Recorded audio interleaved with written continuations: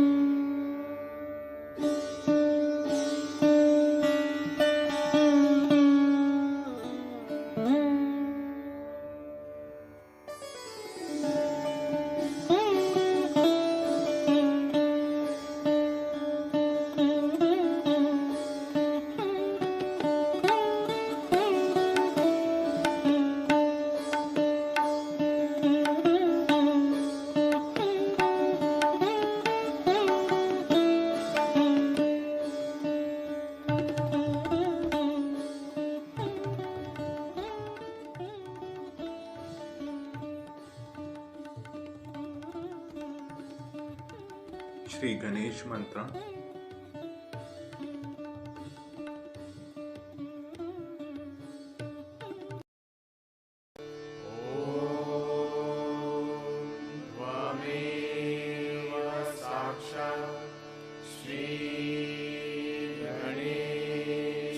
साक्षात् श्री आदिशक्ति माता जी, Shri Nirmala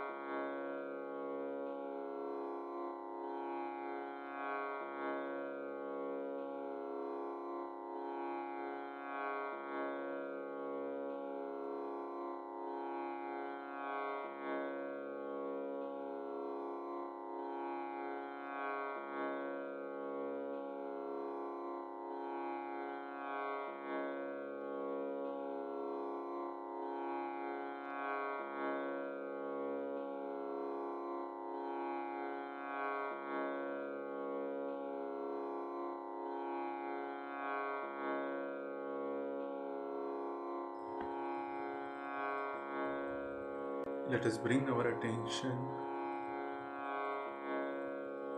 on Sahasrara and our left heart.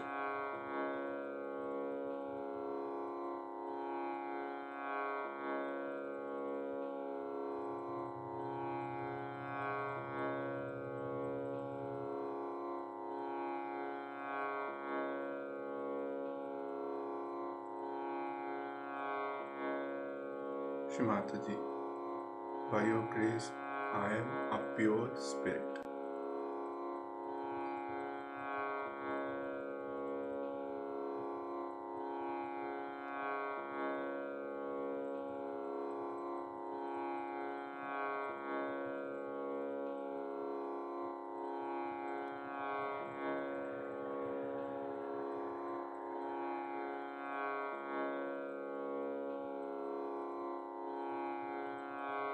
Kindly come into our heart.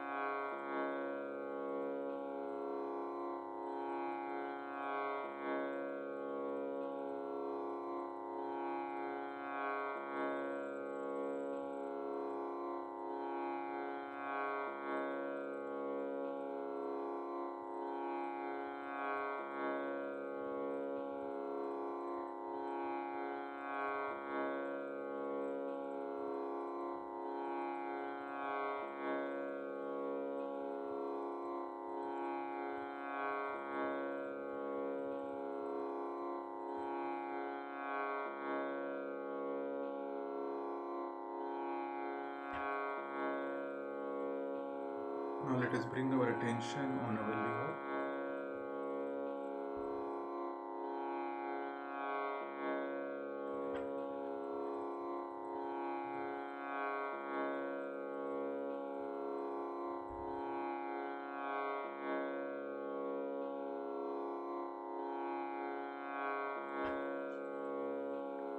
Shri Mataji, kindly cool down our liver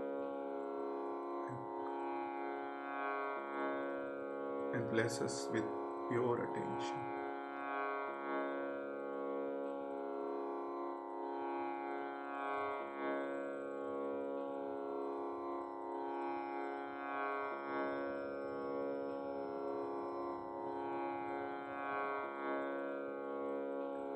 Kindly come into our attention.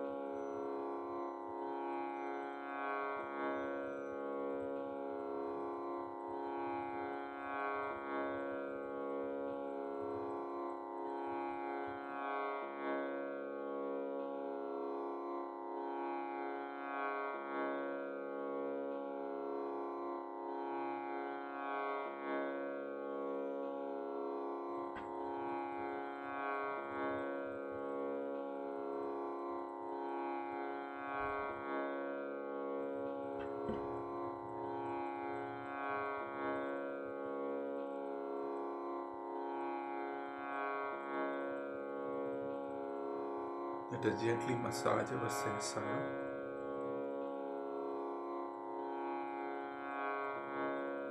And bring our hand back on the land.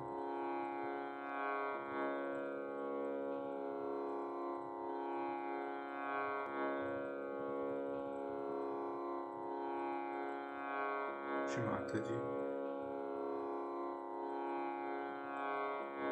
please give us the thoughtless awareness state.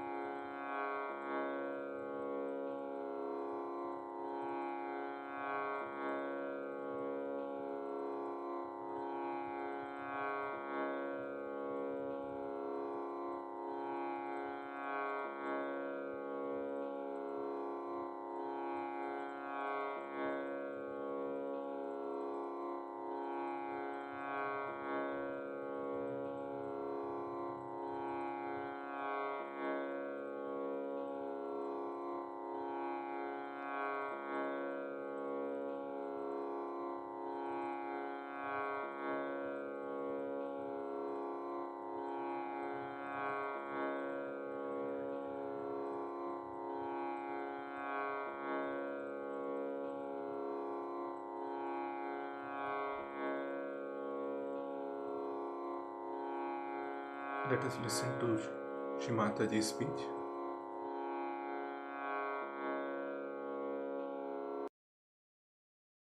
But this collectivity is to be understood in its all dimensions in Sahaja Yoga. This is the second task of Sahaja Yoga, which is more difficult than the first one.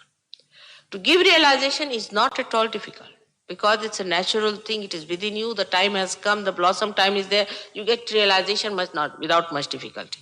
If not in one sitting, in second sitting you'll get it, no doubt. But to establish you as a collective cell of the whole is a very difficult thing. And unless and until you are that, you are thrown out of the whole. If you don't become aware of it, you are just thrown out. Now, collectivity in Sahaja Yoga does not mean that you wear some kind of dresses, all of you wearing same kind of dresses, or doing the same type of thing, or jumping, or any such thing which has no sensible logic in it. It is the collectivity that you feel within yourself, that nearness you feel, not emotionally.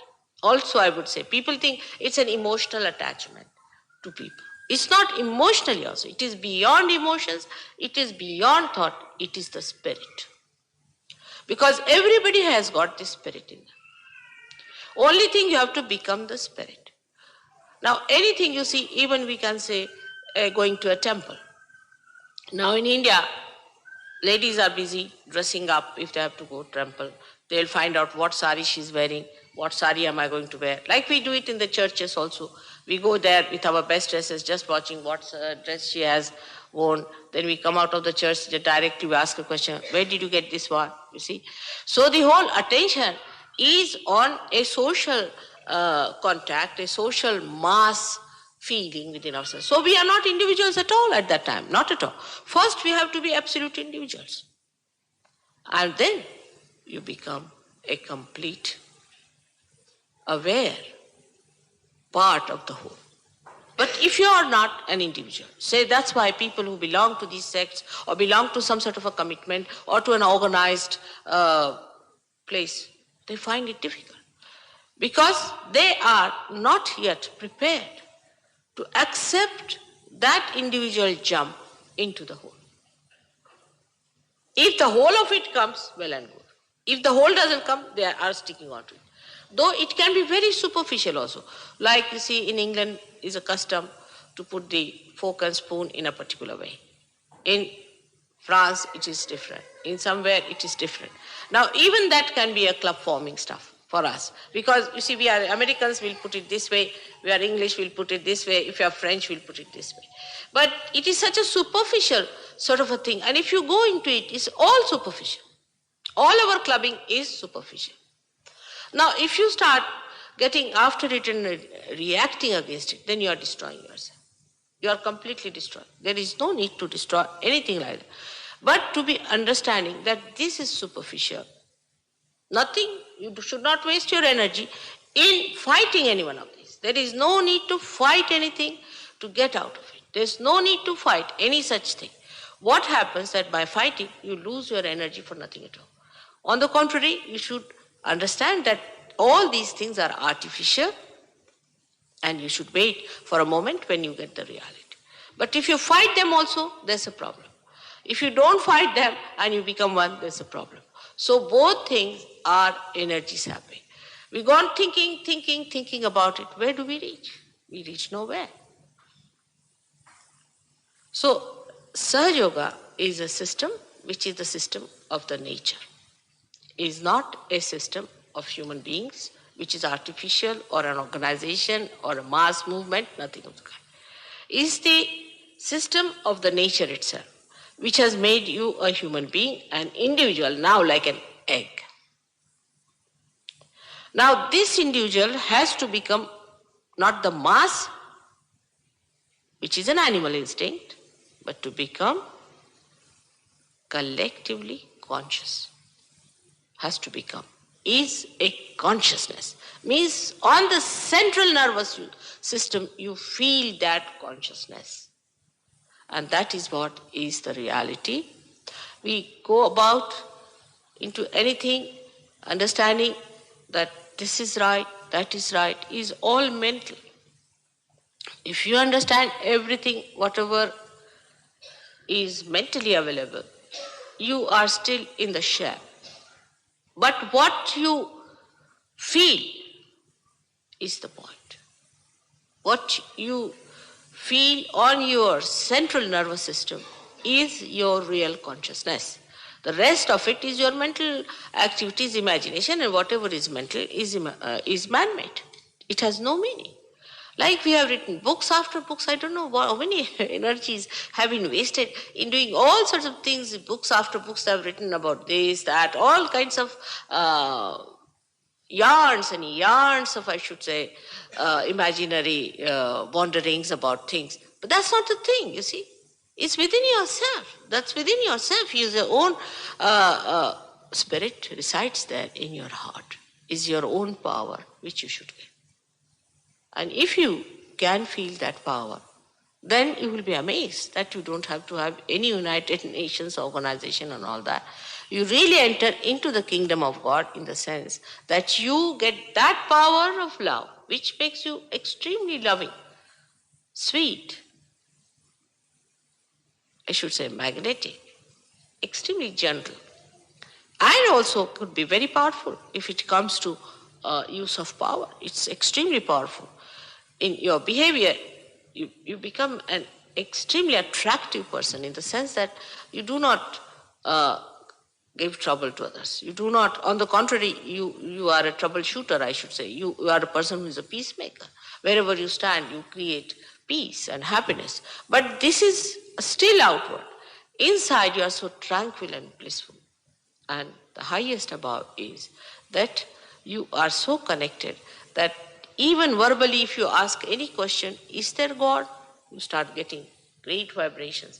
The rapport is established. You can see the rapport is now established. You can talk to God.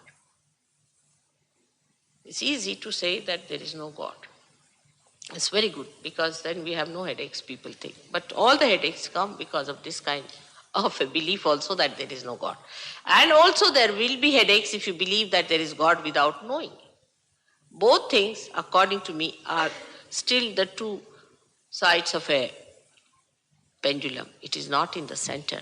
Or we can say, this is how we go to the right and to the left, but do not ascend. For the ascent, this actual thing, this living thing, this germination has to take place. And that is why Sahaja Yoga transcends all these nonsensical sects. Absolutely. It has no respect for them. It has no respect because it saps the energy of human beings. It puts them down. It doesn't give them chance to rise to their own power which is within themselves.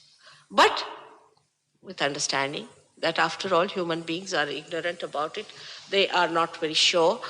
It's all right if they are involved with any other such things, doesn't matter. But in a sect, if you go, I was surprised, I went to a Unity Church, imagine, Unity Church in Houston. They were kind enough to invite me there, and they didn't know how outspoken I was about things, you see. Poor things were in for trouble, I think, after my coming. But whatever it is, I was surprised. They were selling all kinds of books there, all kinds, which are satanic, which are mass movements, which are very detrimental to human beings. And they knew they were. Like in a church, they were selling books of a man who is teaching licentiousness, permissiveness. Can you imagine? Such contradictory thing. I mean, either Christ was wrong or this man was wrong. How can you have both the things together? And they were saying this is unity. This is not unity. This is not unity. This is such a superficial unity of getting all the dust, filth, everything together and gold with it and say, now you have it. Do you put in your food the poison and then eat it because you want to unite it? You can only unite things which can be united. You cannot unite all the mess of the world together and say this is unity. You cannot unite Christ with a man who is teaching licentiousness, permissiveness, and all kinds of dirty tricks.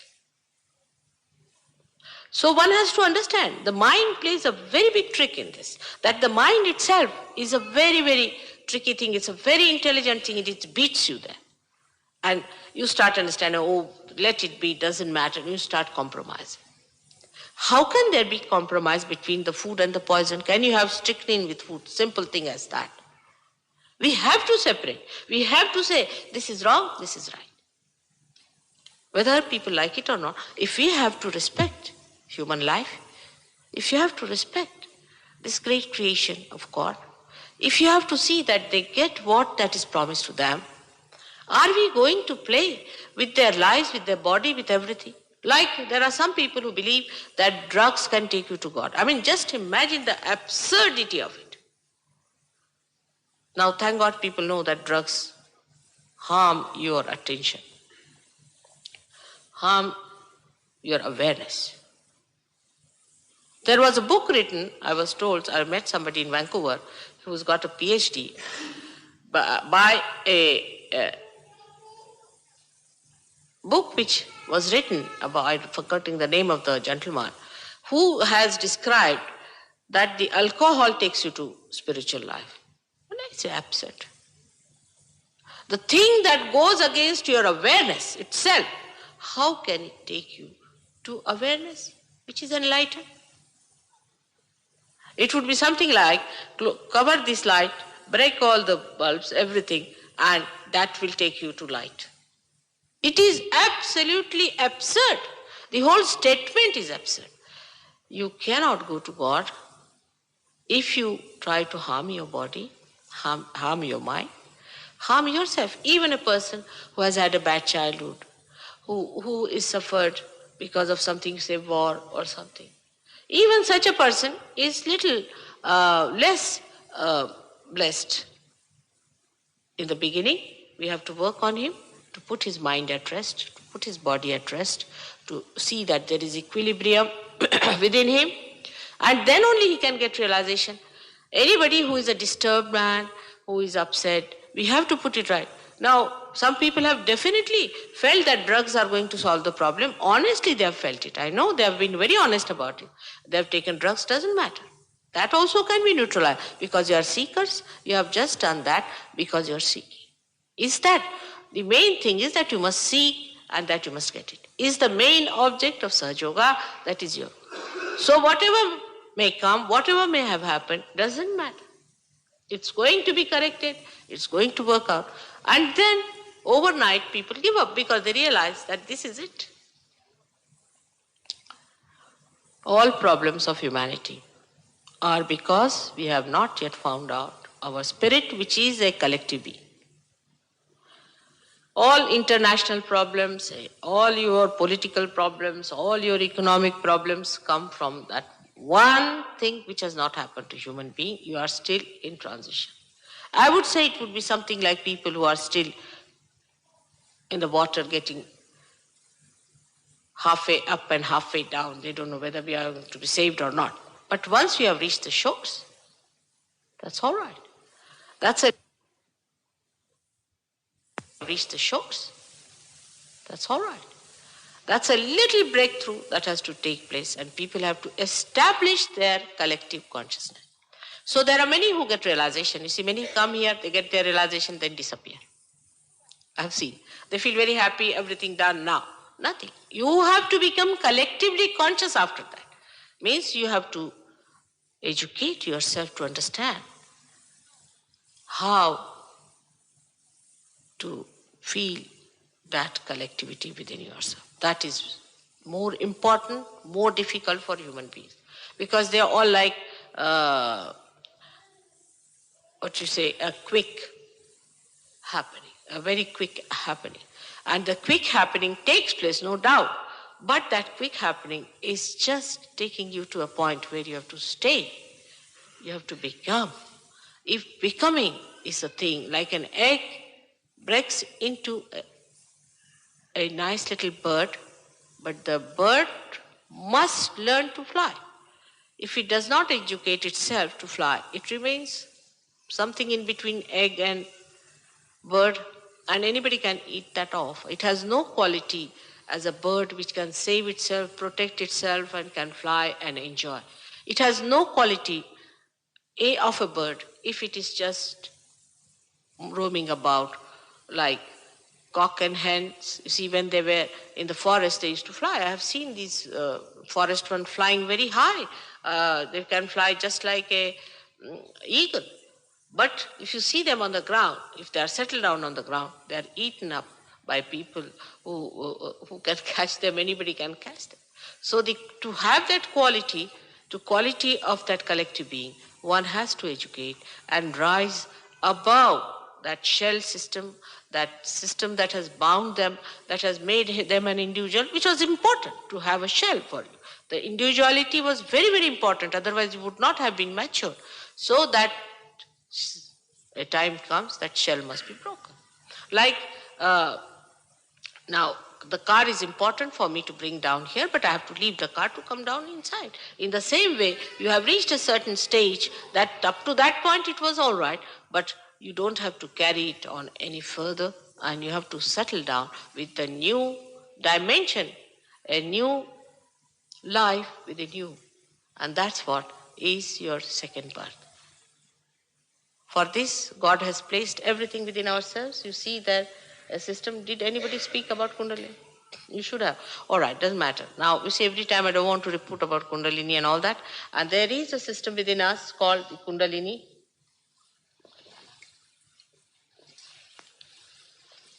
All is within us. Now, it is very easy to sit down and say, now, Mother, how do you say it is so? I mean, it's good, you see, because people want to know about it. How is it? We have the Kundalini in the triangular bone.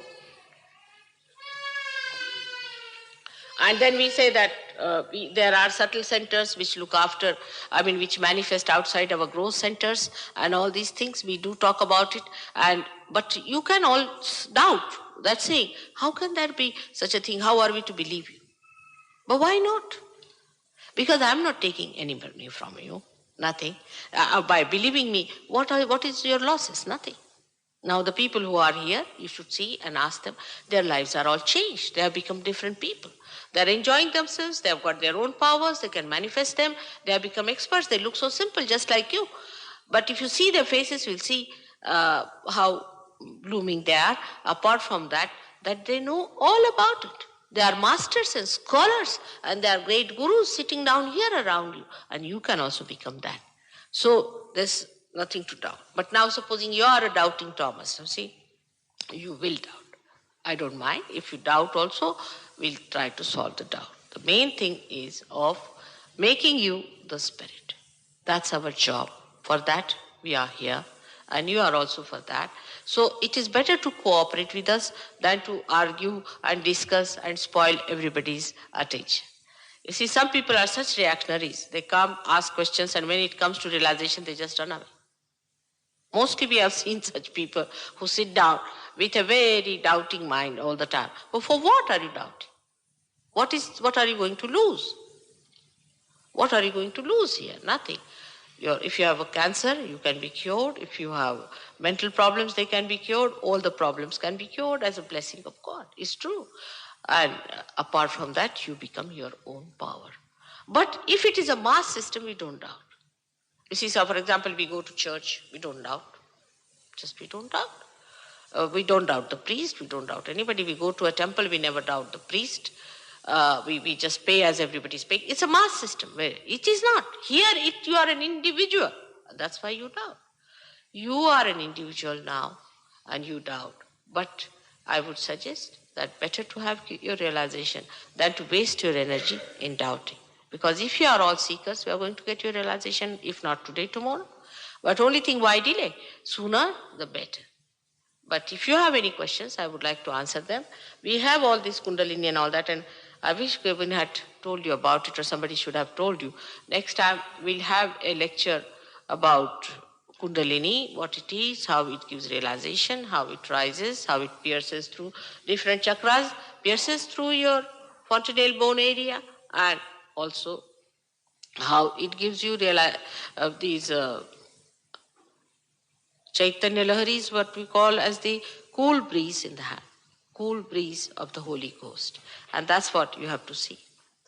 Now, if you have any questions, you may ask, because when you are getting realization, I want you to be free.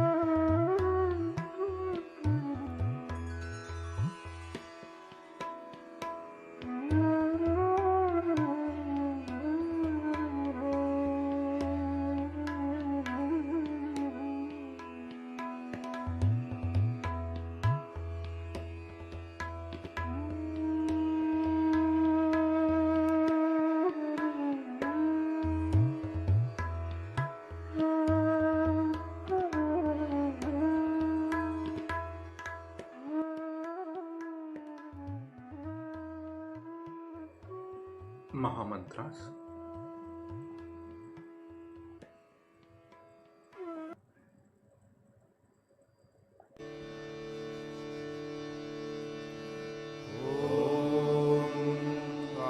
त्वमेव साक्षात् श्री महालक्ष्मी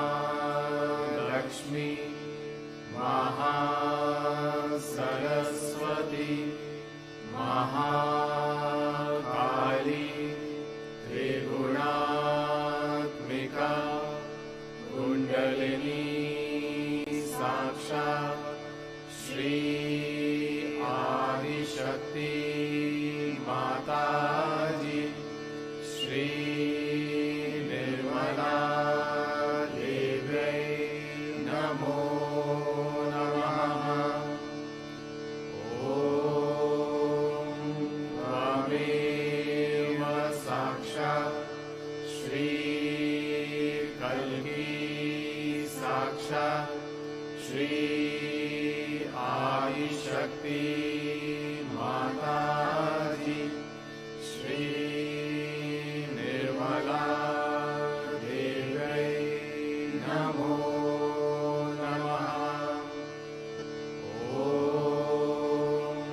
त्वमेव साक्षात् श्री कल्की साक्षात् श्री सहस्रार स्वामिनी मोक्षप्रदायिनी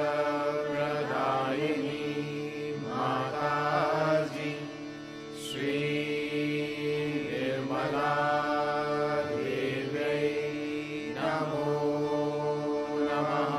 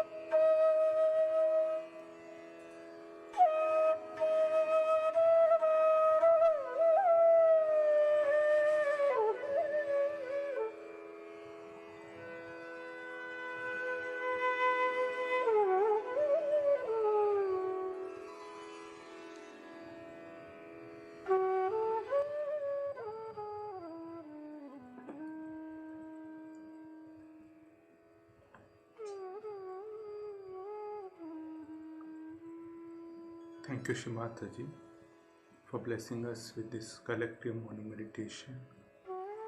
Thank you very much.